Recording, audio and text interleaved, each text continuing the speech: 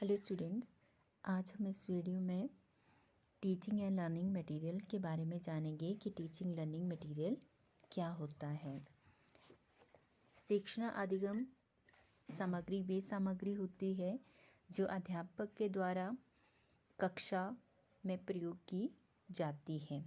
कक्षा शिक्षण के दौरान कई बार ऐसा होता है कि विषय वस्तु से संबंधित पाठ के नवीन, सूक्ष्म, महत्वपूर्ण तथ्यों एवं कठिन अंशों को मौखिक वाचन अथवा उदाहरणों द्वारा स्पष्ट नहीं किया जा सकता। ऐसी स्थिति में पाठ को सरल, रोचक तथा मनोरंजक बनाने के लिए शिक्षक को शिक्षण के अन्य उपकरणों का सहारा लेना पड़ता है। इस उद्देश्य के लिए प्रयोग किए जाने वाले साधनों को शिक्षण अधिगम सामग्री कहा जाता है। शिक्षण अधिगम सामग्री विद्यार्थियों को स्थायी ज्ञान प्रदान करती है। Teaching material are the aids used by the facilitator to help him / her in facilitating his / her lesson effectively.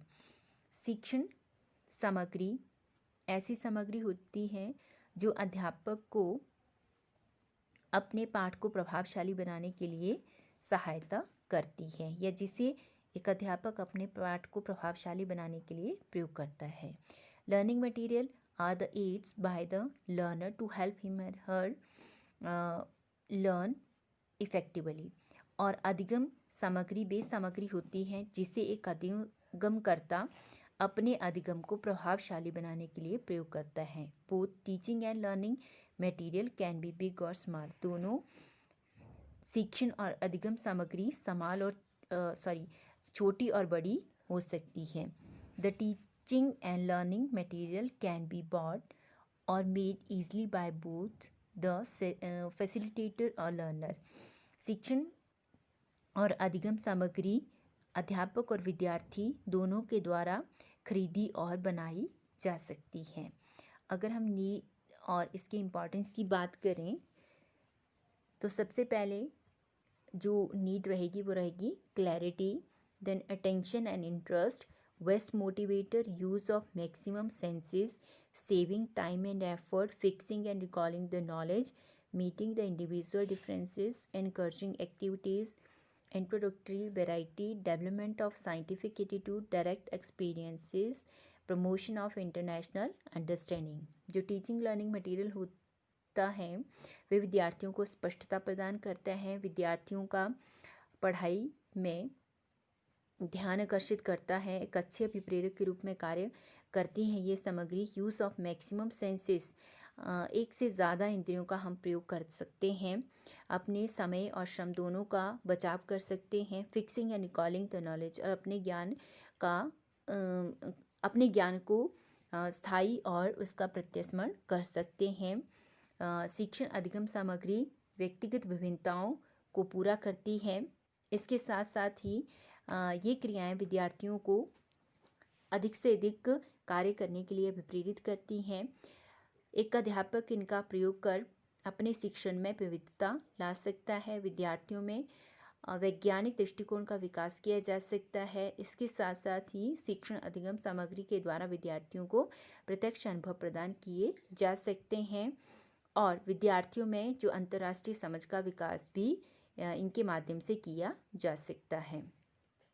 Next principle of selection and effectiveness in use, कि जब भी हम शिक्षण अधिगम सामग्री का चुनाव और उनका प्रयोग करें तो हमें किन बातों का ध्यान रखना है या किन सिद्धांतों का ध्यान रखना है। तो इसमें प्रिंसिपल ऑफ सिलेक्शन कि जब भी हम चुनाव करें तो सबसे पहले तो उनकी एजुकेशन वैल्यू, उनका शैक्षिक मूल्य का ध्यान रखें। रियलाइजेशन ऑफ ऑब्जेक्टिव, वह अपने उद्देश्यों को पूरा करती होनी चाहिए। प्यूपल सेंटर्डनेस, विद्यार्थी केंद्रित होनी चाहिए, अर्थात विद्यार्थियों की योग्यताओं के अनुसार और उनकी समझ के अनुसार, उनके आयु स्तर और उनके मानसिक स्तर के अनुसार बनाई जानी चाहिए। इंटरेस्ट एंड मोटिवेशन, विद्यार्थियों में रुचि और अभिप्रेरणा पैदा करें। सिंप्लिसिटी, सरल होनी चाहिए। रेलिवेंसी एंड स्टेबिलिटी, जो टीचिंग लर्निंग मटेरियल है वे विषय से संबंधित और उपयुक्त होना चाहिए। एक्यूरेसी, उसमें स्पष्टता होनी चाहिए अथवा उपयुक्तता होनी चाहिए। इसके साथ साथ ही encouragement,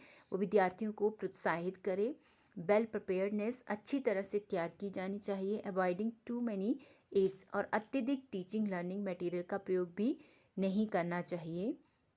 means to N and एक साधन के रूप में प्रयोग होनी चाहिए। और इंटीग्रेशन, इसमें विद्यार्थियों का जो ज्ञान है उसका एकीकरण किया जा सकता है इन शिक्षण साधनों के द्वारा। इसके साथ ही availability of resources, size of classroom, finance, facilities, experienced teacher, ये जो टीचिंग लर्निंग मटेरियल है एक अनुभवी अध्यापक के द्वारा ही प्रयोग किया जाना चाहिए। अगर हम टाइप्स ऑफ एड्स की बात करें तो सबसे पहले जो टाइप्स आएगी वो आएगी विजुअल, उसके बाद आएगी ऑडियो, देन ऑडियो विजुअल, दृश्य, श्रव्य और श्रव्य दृश्य साधन। दृश्य साधन वे साधन होते हैं जिन्हें हम मात्र देख सकते हैं। और इसमें अगर हम बात करें मॉडल हैं, चार्ट हैं, पिक्चर्स हैं, न्यूज़पेपर हैं, पोस्टर हैं, ग्लोब हैं, टेक्स्ट बुक्स हैं, हमारी फ़ोटो हैं, एटलस हैं, मैप हैं, ये सभी हमारे विजुअल एड्स में आते हैं। ऑडियो सामग्री वे सामग्री होती हैं अथवा वे साधन होते हैं जो श्रवण इंद्रियों को प्रभावित करते हैं, अर्थात जिन्हें हम सुन सकते हैं, जैसे कि रेडियो है, टेप रिकॉर्डर है, ग्रामोफोन है, लिंगुआफोन एंड इसके साथ साथ लाउड स्पीकर। तो इसको हम सुन सकते हैं, मात्र देख नहीं सकते। नेक्स्ट इसका थर्ड जो टाइप्स है वो है ऑडियो विजुअल, श्रव्य दृश्य, जिन्हें हम सुन भी सकते हैं और देख भी सकते हैं। ऐसे साधन जैसे कि हमारा टीवी है, तो टीवी को हम देख भी सकते हैं और सुन भी सकते हैं। इसके साथ साथ ही साउंड मोशन पिक्चर हैं, बोलते चलचित्र जिसको हिंदी में कहेंगे रेडियो विज़न। इसके साथ है पेपेट्री, कठपुतली का प्रदर्शन। तो इस तरह से ये कुछ ऐसे साधन हैं जो हमारे सुनने और हमारी जो दृश्य इंद्रिय है उनका हम प्रयोग करते हैं, मतलब एक से ज़्यादा इंद्रिय का इनमें हम प्रयोग करते हैं। इसके साथ अगर हम दूसरे संसाधनों या दूसरे टीचिंग लर्निंग मटेरियल की बात करें तो जिसमें हमारी जो टेक्स्ट बुक्स हैं, रेफरेंस बुक्स हैं, documentaries, newspaper, map, community resources and E resources आज जो मॉडर्न एज है उसमें ज़्यादा प्रयोग किए जाते हैं। आज हम बच्चे ज़्यादातर इंटरनेट के माध्यम से ई रिसोर्सेज का प्रयोग करते हैं और अपने अधिगम को स्थायी बनाते हैं। आपके सिलेबस के अकॉर्डिंग अगर हम बात करें तो इसमें कम्युनिटी रिसोर्सेज की बात कही गई है। कम्युनिटी क्या है?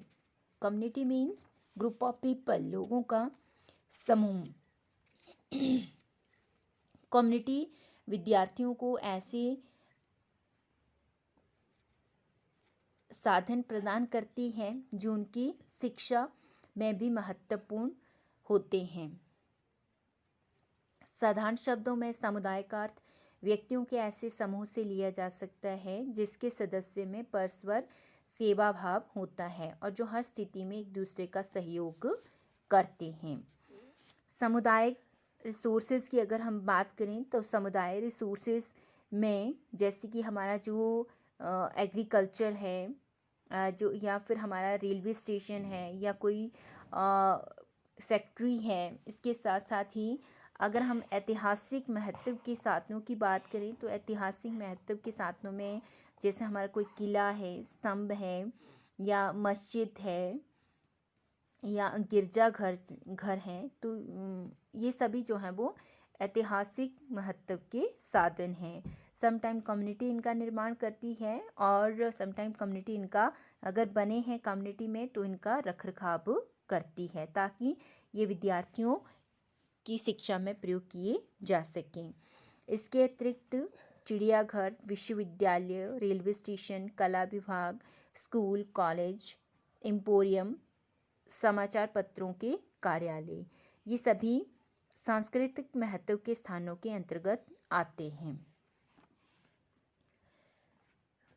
अगर हम वैज्ञानिक महत्व के स्थानों में बात करें तो हमारी जो लेबोरेटरीज़ हैं, अर्थात जो प्रयोगशालाएं हैं, हाइड्रल जो प्रोजेक्ट हैं, वर्कशॉप्स हैं, या जो हमारे विज्ञान भवन हैं, इंजीनियरिंग कॉलेज हैं, ये सभी विद्यार्थियों के विज्ञान के विषय को समझने में सहायता करते हैं। इसके अतिरिक्त जो हमारी गवर्नमेंट की जो बिल्डिंग्स हैं, फॉर एग्जांपल जैसे हमारा जो पंचायत घर है, नगर पालिकाएँ हैं, जो हमारे पुलिस स्टेशन, देन जो हमारी लेजिस्लेटिव हैं, पार्लियामेंट हैं, कोर्ट हैं, ये सभी